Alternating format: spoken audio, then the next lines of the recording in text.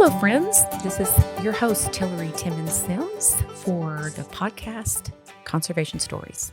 I'm so glad that you are here to listen to us talk about all things rural West Texas and Eastern New Mexico and all the places that we know and love.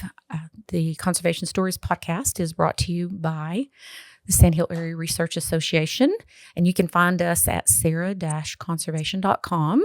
I am excited, as always. I'm always excited about every guest that I have had so many people recommend this guest to us, and I'm so grateful that Kelli Inge of Wall Co-op Gin is joining us today. Kelli, thank you so much for being here. Of course.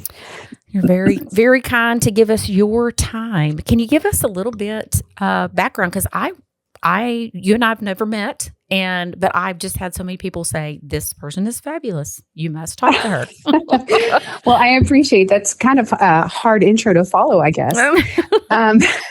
Well, my foray into the agriculture sector did definitely come as a surprise. I am from the Central Texas area. I was raised in Killeen, Texas. I was born on a military base in Colorado and then quickly ended up back in Killeen, where I lived there until I graduated high school. Got a full scholarship to Angelo State University when I turned 18, 24 years ago. And I came out this direction. And surprisingly, my scholarship was for vocal performance and opera. So this is definitely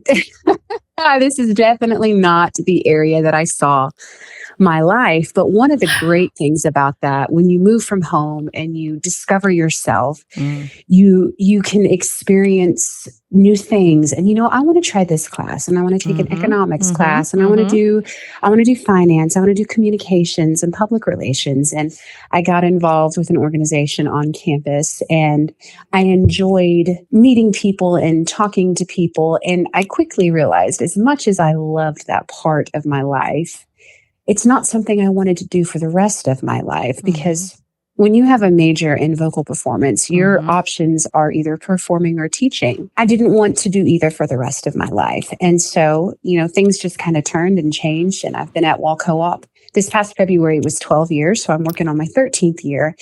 And I will say that having the background that I have and having been trained in that area since I was 12 has definitely allowed me to be comfortable with being uncomfortable, if that makes sense. Yes. And you can't be afraid to talk to people. You can't be afraid to put yourself out there.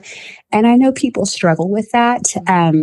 It's given me life skills that have taken me to where I am, and I meet people, and it's just an amazing experience. And I am forever fortunate and thankful that I had the opportunity to come here for that reason. And, you're performing on a stage when that's your major, that's what you do. And you have the ability to just turn off the nerves and block everything out. So it's definitely been beneficial with what I'm doing now. My dad was a music director, Baptist Church music director. And so from the time I was could talk, I was singing at church. And I have no fear of public speaking, because it's a heck of a lot less nerve-wracking to me than singing. Absolutely. Any day. It's almost like when I get up, it's like, I remember the first time I did a public speaking thing, and I was like, oh my gosh, this is so easy. Comparatively. To singing, absolutely, because yes, compared to singing. And you do it anyway. And I've had a lot of people, I've only been the manager of Wall Co-op since June of 2024. And so I'm still relatively new in this whole area as far as the management side of it. But I've had people, you're just not afraid of anything. And I correct them. I'm like, I am afraid, but I do it anyway. That's right. That's the difference. Right. Yes. This is because we were raised on Roger and Hammerstein's The King and I. Yes. And we know I will tell you that we're supposed to be singing a happy song and whistling. Well, you were raised on that. I was raised on Baptist hymns and also the Carpenters. I was raised on the Carpenters. Oh my goodness. So I remember we didn't have a lot of secular music growing up in my house, but my grandparents had a Debbie Boone record and a Dolly Parton record. And I mean, to this day, like I would fangirl out all day over Dolly Parton, all day long. She is a legend and an icon. She's amazing. She is. She is. Okay, so now this is really interesting because I am super curious how you went from being an opera singer to being the manager of a cotton cooperative. Jen. Well, yes, it's definitely an interesting story. You know, in college, you meet people and then, you know, you quickly get married. And I got married when I was 25. I had my son when I was 26. And I knew that I didn't want to go the music route. And so, okay, I have to support my family. I've got a job to do. So I dived headfirst into the business side of insurance. And I did that for many years until I was approached by Wall Co-op back in February of 2013. Hey, you know, you're personable. We are looking for someone. And I was very much wanting to start in a field that learning is power. Mm-hmm. I always say, if you're only doing one thing, you're growing or you're not growing. And when you stop learning, you stop growing. Well, what's the opposite of growing? The opposite of growing is dying. So I started at Wall Co-op and I just fell in love with the atmosphere and the sense of community and togetherness. And I stayed, and, you know, it's the only thing my son's ever known. He's 16. I started here when he was 4. So it's the only thing he's ever known me to do. And I absolutely love it. And, you know, Wall Co-op has gone through some challenges and, you know, you just rise to the occasion. And again, you're not scared of anything. I am. But you do it anyway. Right. Right. Well, so really, you're living in this community and people identified, they saw your value. You were out there putting yourself out there so that the people that had the sense to find people of value could find you. And that is wonderful to hear. And, you know, I truly believe that God puts us in positions. And even if I didn't know what my future held 12 and a half years ago, He did. Right. And there's a time and a place for everything. There's a season. And eventually, Wall Co-op was going to go into a season that needed me. And I'm so thankful that I was here for that. Wow. So. What an amazing story. So you're in Tom Green County, which is not on the west side of Texas, but it's really close. It is. It's a good location. Yes, it is. So how many acres of cotton do you guys have down there? Oh, my goodness. When you compare all 3 gins, there's 3 gins down here within actually there's 4, but there's 3 that are within a 20-mile radius. And I think the Southern Rolling Plains, which is this area, in 2021, over 300,000 bales of cotton in our big year in 2021. And that's such a drastic change from where we were last year when I think we struggled to reach 40 because of the drought. It's just been so bad.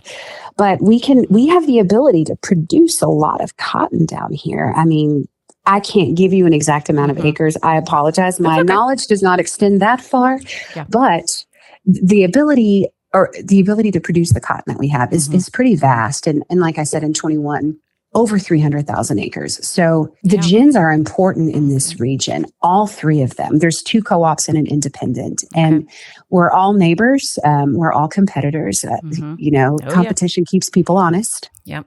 But at the end of the day, we all want each other to succeed. And I'd like to think we're all friends. So, well, and it's true that you know, rising tides raise all boats.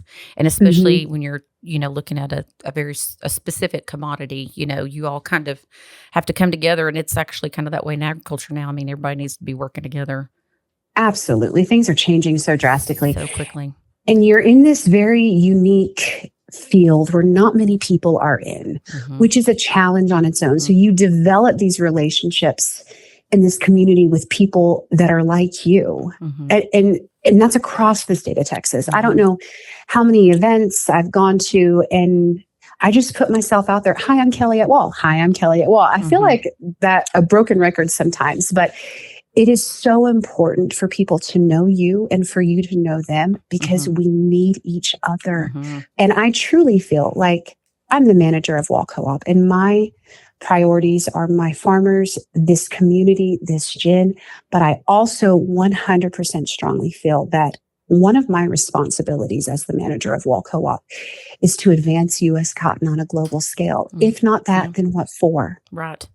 We have to think further than just our community, further than our area, which is why when I was offered to do this podcast, I'm like, absolutely. Have I ever done a podcast before? Nope. I listen to them every morning, but I've never done one. I can't believe you haven't done one because you sound great. Oh, well, thank you. I appreciate that. Again, it's those years of vocal training. Yes, there you go. That is so. I completely agree. And so one question I have about production: are you guys completely dependent on rain, or do you have irrigation? We did have irrigation. I say did, past tense, because the waters run out. I mean, when you're looking at your fourth year of no significant rainfall, that water goes away. And, we plant cotton, but we also plant corn, and there's grain sorghum, and there's wheat, and there's other things that are grown around here. We do have irrigation. We're a large selection of dryland cotton, and it's just been very dry. And so the irrigation is just not there anymore. And it would take substantial rainfall over the period. I mean, it would take the creeks to run. It would take serious rainfall to even replenish our underground water system at this point. Okay. And so what we're hoping on is, even though we're pretty much all dryland this year, that you get those 2 or 3 timely rains that can keep the crop, it could keep it going. I mean, cotton is a sturdy crop, but it still needs rain. Everything's got to have water. You've got to have water. And cotton is, has gotten a weird reputation for being a high water crop. Maybe it is in some parts of the world, but certainly not here. Not here. No. Not at all. Not here. And we just need a few timely rains. There's chances of rain this weekend, and I hope it comes to fruition. But it seems as if that, we get these rain chances and we get hopeful and people prepare, they fertilize, and then it just doesn't ever come. Yeah, I know. So you guys probably depend a lot on insurance where you are, just like we do. Absolutely. And even that, well, the farmers do, for sure. Right. Gin's not so much. We don't have that luxury. You don't have that.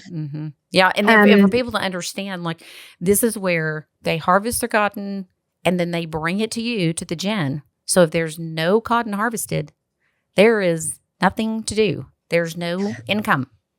Well, and one of my goals, about a month ago, we actually had House Ag Committee Chairman G.T. Thompson from Pennsylvania. He was in our area, and he stopped by the gin. He stopped by Wall Co-op, and we had a few people here. August Pfluger came down that day as well, and I took him through a tour of the gin, and he was promoting the Farm Bill, and as absolutely essential the Farm Bill is for our farmers in the United States, I 100% know that it is essential. Without them, there would be no cotton gins, which means there would be no cotton warehouses, there'd be no cotton mills. All of it goes up. However, the gin and the farmer have a rather symbiotic relationship. Yeah. Neither one are successful without the other, because simply growing a crop doesn't make it profitable. Yes. And the damage to the infrastructure over the last 4 to 5 years is so critical at this point. One of these days, it's going to rain again. And what happens when it rains and the gins aren't here anymore? Yeah. When the gins aren't here anymore, then your warehouses suffer, your oil mills suffer, your cotton fiber mills suffer. It suffers all the way up the chain. And eventually it impacts your export markets and all of that. Yeah. So the gin is just as crucial to cotton in the United States as the farmers who grow it are.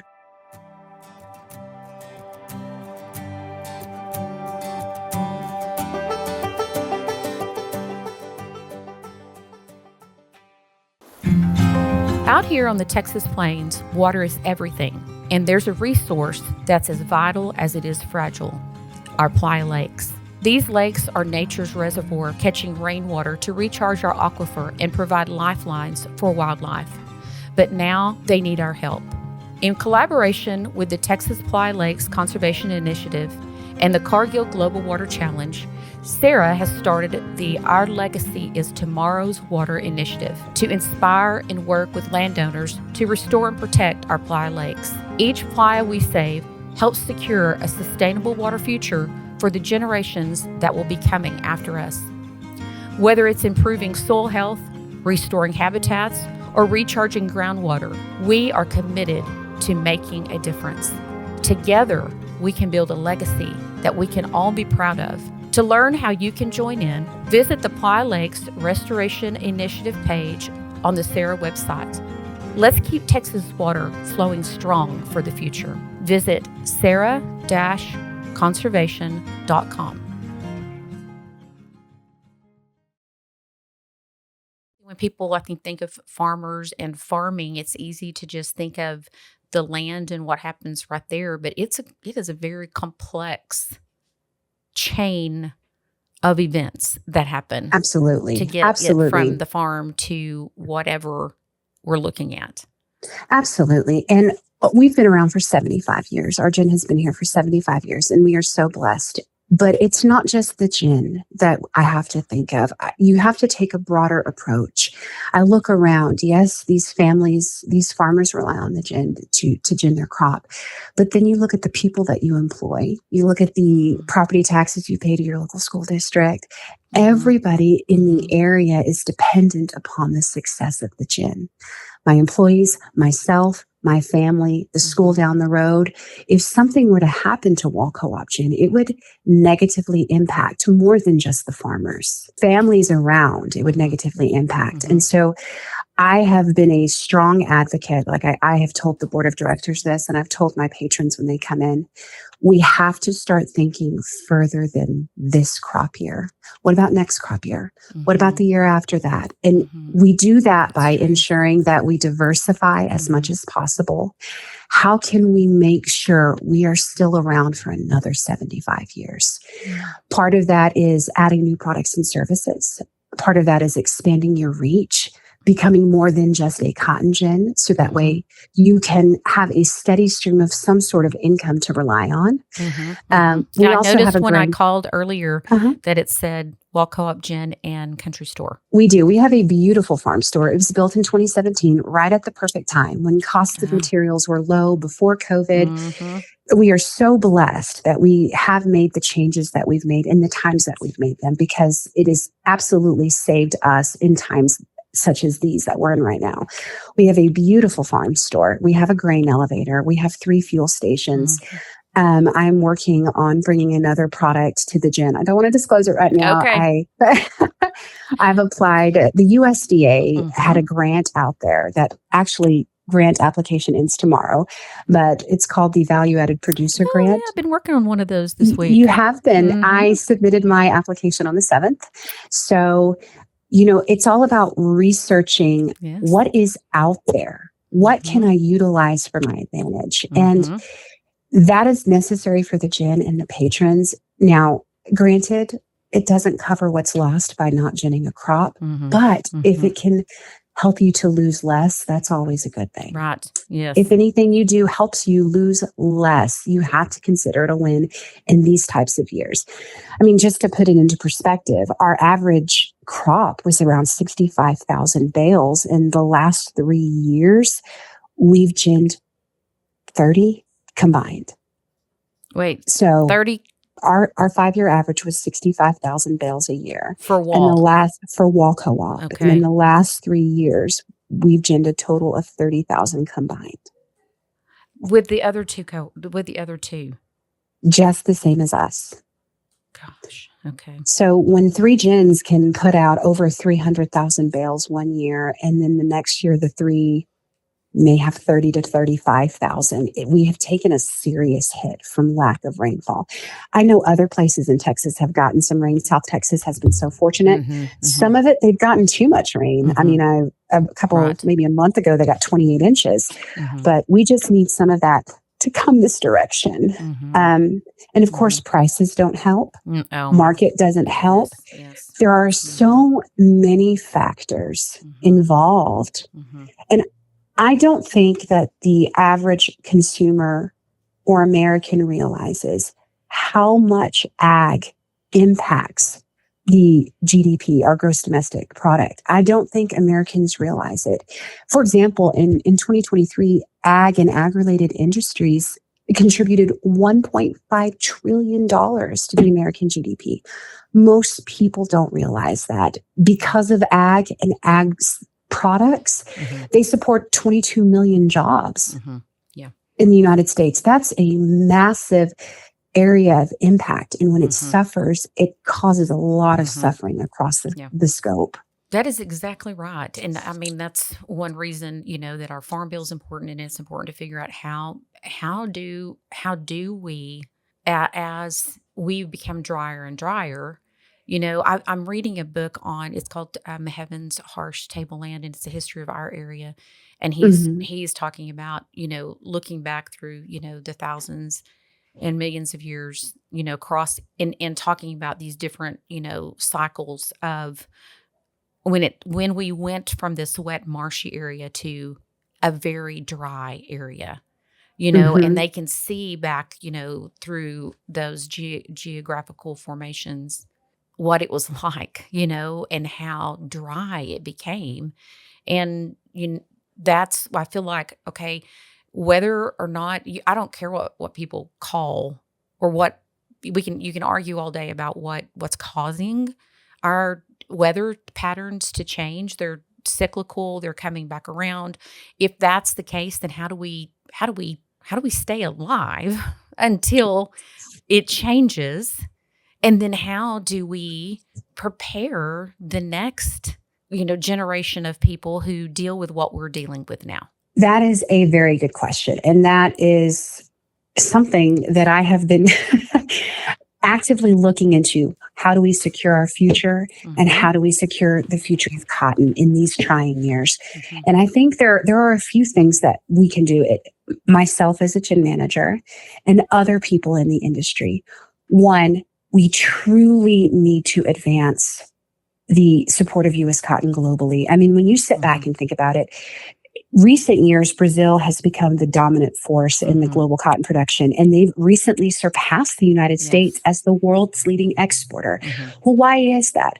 What happened? People can analyze certain areas, but the truth of the matter is Brazil is cutting down their rainforest. Right. That is what they're doing. They are clearing their land for ag, illegal logging, infrastructure development.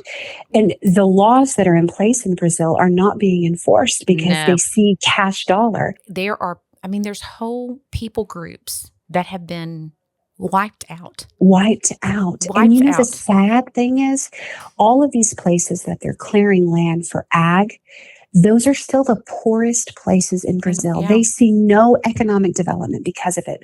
The only people that are making more money in Brazil are the leaders that are forcing this clearing.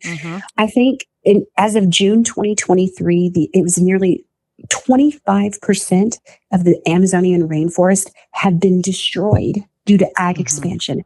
25% of the Amazon rainforest is already gone. And if leading trends continue, it is expected by 2050 that another 59 million hectares, which is bigger than the size of France, will be gone. It will be gone, and the world will not be able to sustain the emissions put forth by simply wiping out our rainforest. That is why I strongly advocate for programs like the U.S. Cotton Trust Protocol. There are two sides of that. One, our world is changing. Policies are changing. What consumers want is changing. Their demands are changing. And so the U.S. Cotton Trust Protocol will do two things. It helps meet the needs of the consumers and the buyers. And there's a lot of retailers out there that are joining the cause of the Cotton Trust Protocol and promise to only buy cotton in the United States if it's part of the protocol. So eventually that will affect the bottom dollar for my growers if they're not involved in the protocol. But the biggest thing, and this is what I tell all of my growers, I already know you are growing your cotton in sustainable ways. I already understand that with the cost of input, the markets being where they are, you are stewards of your land that has been in your family generations. I know you make the best decisions for your farms, but consumers don't. So Right. Yes. And the purpose of neither do the end buyers. This is what's so shocking to me is how many of them are like, asking for these things and we're like, okay, we've been doing that for like ever. yeah, exactly right. But they want you to prove it. And so that's Right. what I tell them. Right. The purpose of the protocol is not to show what you are doing, because you are doing all of this, but it's to prove what you are not doing. You are not deforesting the land. You are not utilizing slave labor or human trafficking or any of that other horrible things that goes on in the industry globally. So that is why it is absolutely important. And I know people are hesitant to make changes. I get that. But we have to change if we want to survive. I think it's easy for us in agriculture to, we always talk about how, oh man, people are so far removed from their food, but we are also far removed from the consumer, and we forget that the consumer, that's our market. Absolutely. Like we need to recognize the fact that we are as far away from them as they are from us. And if it were any other business, you would be going, what do my customers want? What are the needs? What are their needs? What do they want? And what, what I and Lacey and I see is just this. And I guess this is what I like about Contrast Protocol is that it is an industry. It's a grassroots effort. And what we keep saying, we just had this conversation on a previous recording of a podcast of Lacey made the comment that farmers, she feels like a commodity. And what we see with all of these different 5 million different certifications from all these different certifiers who are the ones that are making the money is that farmers are it's just another way for farmers to be farmed. So if we can agree on these are the protocols, if you want to know this, then this is what you need to know for your company to meet your goals, to meet the consumer demands that you have. Here's where you're going to get it from. Exactly. And another thing that I don't think consumers really understand, it has been pushed so far out there in mainstream media now that the dangers of, microplastics. Everyone knows about microplastics, but they focus on plastic bottles. They focused on, packaging. And the truth of the matter is that the apparel industry generates 8.3 million tons of plastic pollution a year. The apparel industry is one of the worst things for plastic contamination and microplastics in our oceans and in our lives. It's not, yes, the water bottles and your Walmart sacks and all of that makes a difference as well. But the clothes that you put on your body also matters. And so our job is also to educate the consumer. Yes. Yeah. How can we educate you on what is going on? We can recognize that there is a problem. We could speak about this problem till we're blue in the face, but how do you put that in a way that the average American can understand? When you buy your cheap fashion from Shein or Temu, you are contributing to an 8.3 million ton problem every year. Yeah. That is what you're doing. And it is important for the industry to educate everyone involved. And there are people that are doing that. The National Cotton Council, Cotton Incorporated, yes, they are working hard to do that. But it's up to us. It's up to the 463 gen managers in Texas, just like me, to push that narrative. And I think also too, I've become way more mindful in the last year of where I get my clothes, and that if I'm buying something new, that it's a natural fiber. I'm always looking at the tag now, but I'm not going to buy from Shein or Temu or somewhere like that when I could go to Goodwill. Absolutely. And buy things that are also affordable, and so I might save something from the landfill, but I don't want to add to the demand, because I think that's what it is for consumers to understand, is that for every time you do that sheen haul or whatever, you're actually, rewarding and saying, this is what we want. We don't really want natural fibers. We want, something else.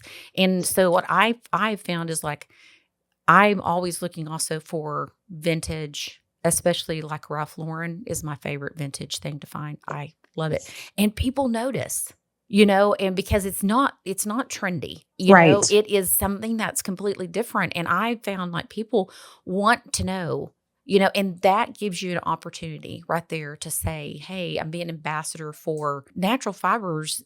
Never mind the fact that like a portion of my, household income comes from cotton production. It's better for us all around. It truly is. And I am also much to my husband's dismay, a Goodwill girl. Yes, I'm like, let's go see what Goodwill has. Yeah. I don't shop brand new. I shop Goodwill. I shop things like Marshalls or Ross or things like that, Yes. where they're a year or two out Mhm. of the big name brand stores, because they will also, brand new items will also end up in a landfill, because they would rather throw it away than to donate it to someone else. It would rather go in the landfill. And that just is so sad to me. And it's just such a negative side of humanity that I don't necessarily agree with. Yes. But consumers have these demands, but also at the same time, are they willing to pay for it? Well, and can they pay for it? That's the other issue. And one of the things too that's happened with our Goodwills and resales, because it has become the thing that people like me who could afford it are going to Goodwill, which is pushing Goodwill prices up. It is. And negatively impacting people who were shopping there, who I'm wondering if it's shoving them into a Shein buy. Exactly. No, that's so true. Or even Amazon, even when you buy things from Amazon. But I've gone to Goodwill and I'm like, why is this price? This is. Oh my gosh. Oh yes, exactly. Especially if you're looking for, the natural fiber things that have that, they know now, what that is, about. Absolutely. And so I think maybe if it's I don't know, not to get like, I don't understand the whole process of Goodwill's structure. You know what I mean? Like, right. I'm not sure. They do good. They really do, They do provide people good. And I think a lot of folks that, have nonprofits like me look at, how do we create business structures that fund the good things that we want to do? That's a legitimate way to do it. Absolutely. So, but I think that, we do, it's like every time you make a choice, you're throwing a rock in a pond, and you don't, you've got to think about what those ripples are. And that's why it's easy for us to make snap judgments on things, but we don't understand the life cycle of something. The complete life cycle of something also has to be considered. And a lot of people just don't have the time, or the privilege to think about those things. And you know what? That is true. The privilege of being able to think about that. So many people wake up and they rush through their day-to-day lives, and they make decisions based on what best fits them and their family's needs at that moment,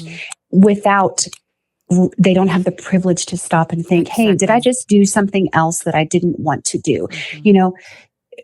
Which is why they make those Shein and those Temu purchases without realizing that it'll never break down in a landfill, and it will always be there. And the textile industry, what is the newest thing that I heard, that the average person consumes a credit card's worth of plastic by weight every week? We're not eating it.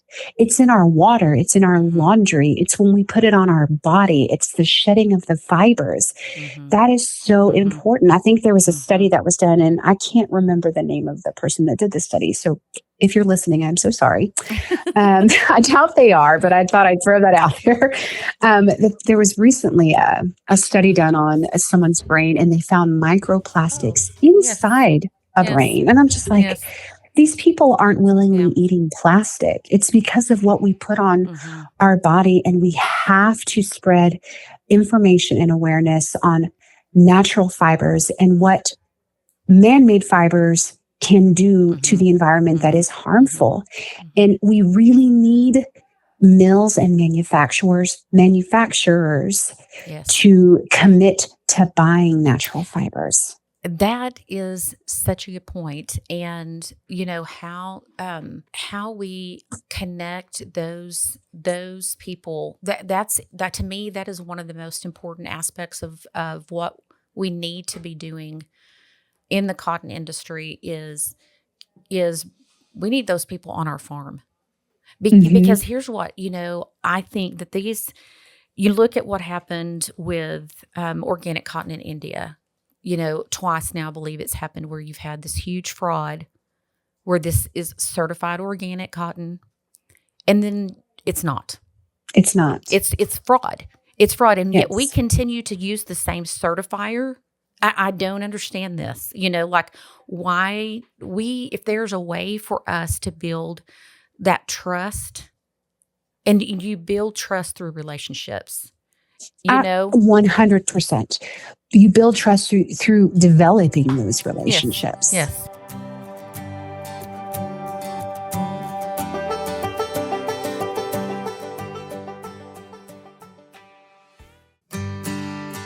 Today's episode is brought to you by Evan Stone with Clear Rock Farm and Ranch, part of the Clear Rock Realty Group in Lubbock, Texas.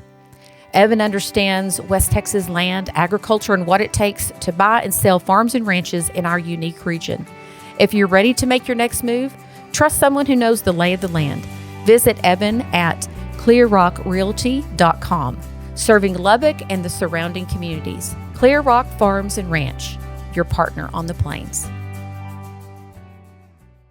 And we've had several conversations. In fact, we've have an initiative that we've been pushing back for the last year or two on creating a meeting around a conversation. So in the energy industry, they have a meeting that's run similar to this, where they bring everybody across from CEOs of energy companies to environmental groups. And you get together on a smaller scale, Chatham House rules, where you can say what was said, but you can't say who said it. So it lends to the sense of confidentiality, so people have more freedom to say what they want to say. Leads for honest conversations. Yes. And so what we would love to see is, okay, you brands and retailers, you come to Lubbock, Texas, the heart of cotton country. I mean, we're 5 million acres within 1 hour of Lubbock. 3 million of that is cotton. That's such an astronomical number when you say it out loud. It's huge. It's hard to fathom. It is hard to fathom. Come here. Then let us spend a day. Let us teach you about our culture and how to talk to people in our culture. Let's teach you what soil health really is about. And when you hear all these words about regenerative and all of these different things, let's talk to you about erosion. Let's talk to you about how different it is here from growing, in the Mississippi Delta. Absolutely. Let's really educate you so that you know what you're really asking of people. And then let's throw up a spreadsheet. And let's say, here's the inputs, and here's the bottom line for a farmer. Do you recognize the risk that you're running when a farmer is in the negative from producing something that you want? Your risk is not losing your customer. Your risk is losing your supply chain. Absolutely. And you know what? They need, the industry needs that quantifiable data. They need to be able to see it broken down. Absolutely. And so often, and it's just a habit. It's just the habit of our culture. It's the way people are. People turn inward and they think about, what can I do? What's best for me? What will make my business succeed? But that is so important, to turn outward, look around you. And that is why I'm such a proponent for a cooperative gin structure. I mean, because the success of all is important to me. And you succeed. When you succeed, I succeed. I feel the same way. I love the co-op. I remember the first time I was in Kentucky at a meeting, an agriculture meeting, and the word co-op came up. And I have never heard so many people just cuss out loud in a meeting, like, rah, rah, rah, you know what I mean? And I had no Mhm. idea that people did not, there were other areas where people did not, just in general, value co-ops. And to me, it is a value added for the farmer. It is Absolutely. like, when you have a cooperative, you've added another market for them. And I mean, I think it is. I just don't think you can beat the structure here. A lot of them are turning towards LLCs instead of a Mhm. cooperative, as a tax, entity, but it's still the same idea of that shared, collaborative work. And I think it's so valuable. And I love really, really what you're saying here. Part of what Lacey and I, what our goal has been is, how do we reach outside of ourselves, outside of our community, outside of our region, outside of our state, outside of our industry, to Mhm. find those partners that we're looking for? We work really closely with the energy sector, and we say to them all the time, hey, what people say about you, they say about us. There's the same kind of misconceptions, and Right, right. because we always done good in the past? No, the largest man-made disaster in the world was the Dust Bowl. Mm. So, no, have we always done good? No. But you know what? When we knew better, we do better. We did Exactly. better. And we're working still towards, better practices and learning different things and finding that data that would help. So how can we, as two different industries, how can we collaborate to help each other? Well, and what growing up all throughout, I was always told, and my mother actually told me this from the time I was little. A smart person learns from their own mistakes. A genius learns from the mistakes of others.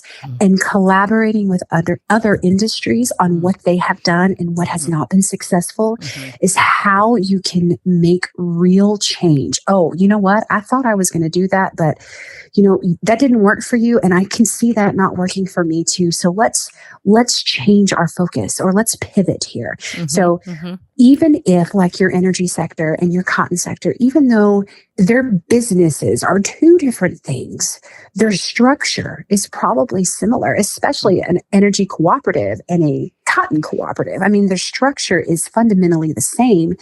And there's so much to be learned when you share with other people. There's so Yes. much knowledge to be gained. And so you brought about Yeah. that roundtable discussion where people were able to speak anonymously. And it shouldn't be that way. We should be able to have honest conversations with our peers and say, how can we Mm-hmm. solve this together? Right. Because it's Yep. not just about co-op, Jen. Well, right, exactly. Part of the problem, and especially is, for oil and gas companies, is they don't even want to talk about their successes, because they feel like if we even talk about the things that we're doing right, then the assumption goes that we've been doing it wrong, and then we get punished regardless of what we do. Right. People are going to hate us regardless of what we do, Hmm. and then, what we have found is that every industry, there are people that do not want to do good. They don't care. They're greedy. That's in every single industry. But by and large, the people that we've worked with in the fossil fuel industry, they are not that way. There's a lot of younger kids that are moving in. They have been trained from the time they were young to understand the value of the environment. And Absolutely. they want to do something that's right. That's And good for the environment. that is so good. And when you run across those people, you have to step back and realize, you know what, that is a condition of their human nature. That is a them problem. Mm-hmm. Right. And sometimes that's the problem of the human condition. And you will run into those people no matter where you go. Right. Right. But Yeah. it can be disheartening. It can be challenging. How do you get through to someone like that? And Right. maybe you can't. Well, no, Maybe you but can't. what you do, what to me, it's like, how do we reward? This is to me the number one issue for me on incentivizing and offering incentives to people, is that we have not done a good job rewarding the pioneers. That The is so true. if brands and retailers would step back 10 or 15 years and go, okay, we're going to look at the people that they did this when they did not know if it would work. They did not have any data. They did not have the science that we have now. They had no idea if it would work. And they spent the money and they took the risk. Okay, how can we reward them in a way that really makes an impact and makes an impression.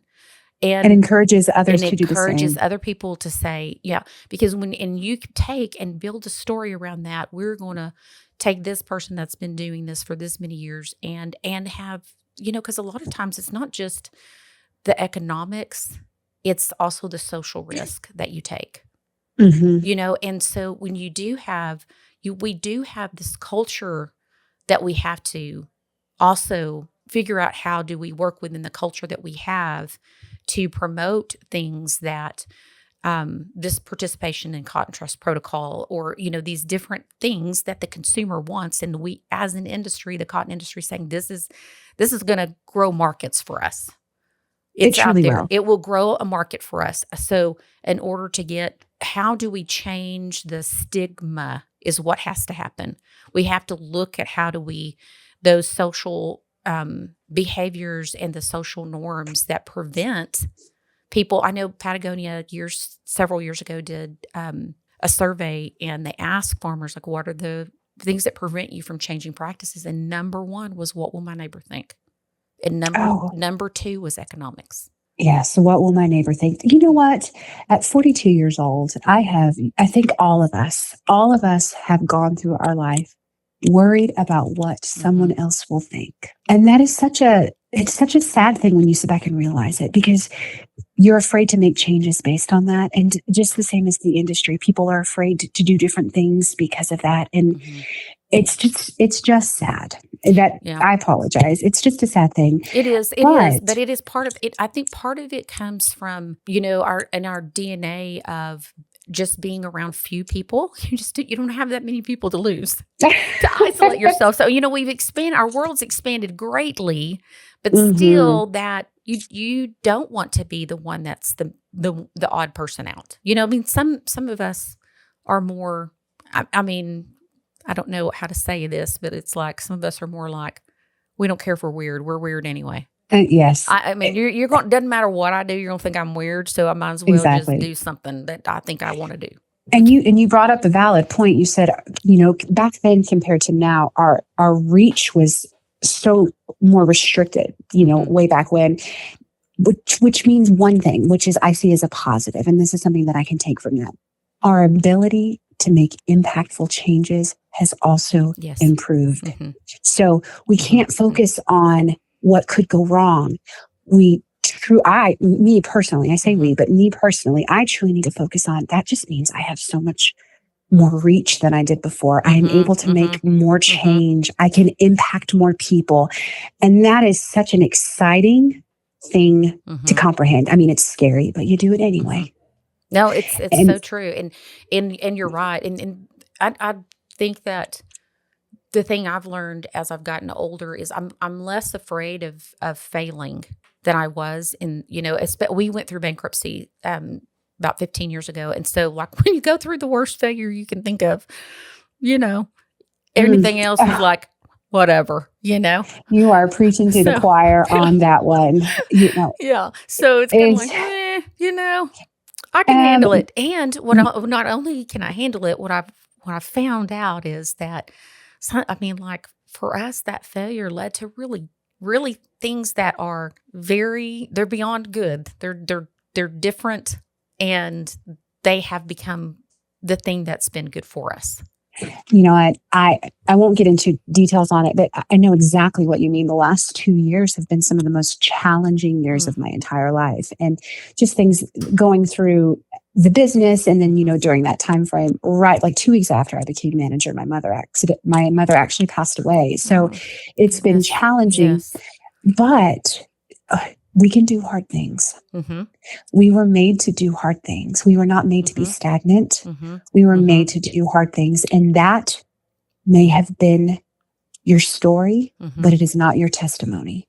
Lacey and I listened to a motivational speaker. This man is a blind rock climber. He's climbed all of the large peaks, including Everest. And he's also kayaked the Colorado River, I think it is. Yes. We're talking about this guy's done this stuff. And he said there's three kinds of people. There's hikers, and there's campers, and then there's people that climb, and the climbers are asking for adversity. Like it's just part of life. The more you reach and the more you stretch, the more you're inviting suffering into your life. 100%. Absolutely. But you know what? One thing you can take from that, and I apologize if I interrupted you. No. And I truly say this. I'm sure people who may listen to this podcast be like, oh God, I've heard Kelli say this a time or 12. But you learn more in the valleys than the mountaintops will ever teach you. Mm-hmm.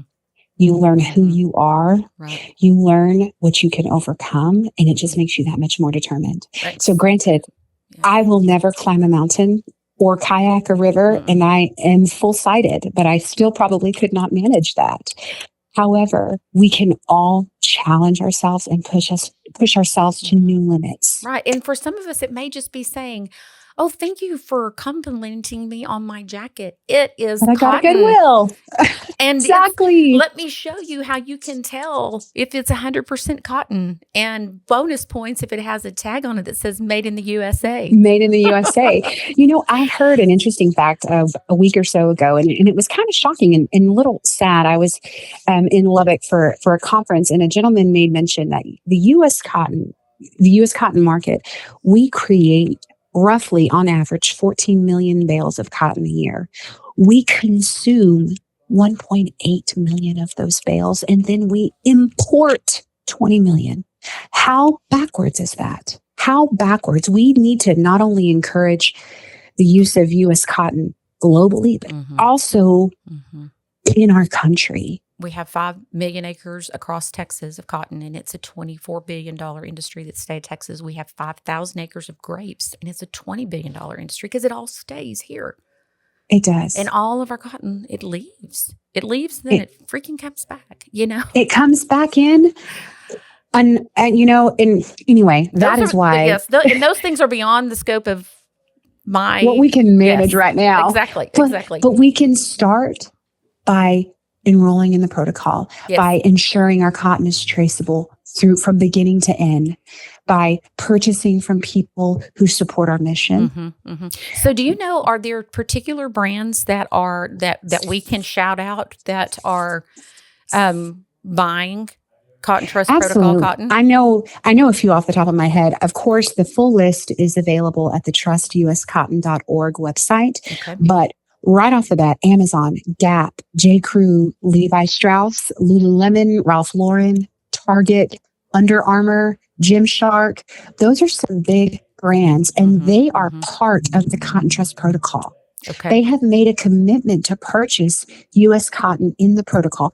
Those are big names, they can make an impact on our industry. Yep. And I'm so glad people are awakening to the fact change is needed and natural fibers are important, and we can all do our part. I don't know if many people know this, but Cotton Incorporated, they have a program. I'm sure you know this. It's called the Blue Jeans Go Green program. Have you heard of that? I have. Yes. And we actually collect old denim and we send it off to their program for the purpose of recycling.